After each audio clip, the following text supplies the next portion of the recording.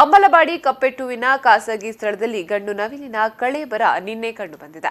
ಸ್ಥಳೀಯ ನಿವಾಸಿ ಸುಕೇಶ್ ಅವರು ನೀಡಿದ ಮಾಹಿತಿ ತಿಳಿದು ಉಡುಪಿಯ ಸಮಾಜ ಸೇವಕರಾದ ನಿತ್ಯಾನಂದ ಒಳಕಾಡು, ತಾರನಾಥ್ ಮೇಸ್ತಾ ಶಿರೂರು ಅವರು ನವಿಲಿನ ಕಳೇಬರವನ್ನ ಆದಿ ಉಡುಪಿಯಲ್ಲಿರುವ ಅರಣ್ಯ ಇಲಾಖೆಗೆ ತೆಗೆದುಕೊಂಡು ಹೋಗಿ ಅರಣ್ಯ ಅಧಿಕಾರಿಗಳ ವಶಕ್ಕೆ ನೀಡಿದ್ದಾರೆ. ಕಾನೂನು ಪ್ರಕ್ರಿಯೆ ನಡೆದು ನವಿಲಿನ ಅಂತ್ಯ ಸಂಸ್ಕಾರ ಗೌರವಪೂರ್ಣವಾಗಿ ನಡೆಸುವವರೆಗೂ ಸಮಾಜ ಸೇವಕರು ಅರಣ್ಯ ಇಲಾಖೆಗೆ ಸಹಕಾರವನ್ನು ನೀಡಿದ್ದಾರೆ.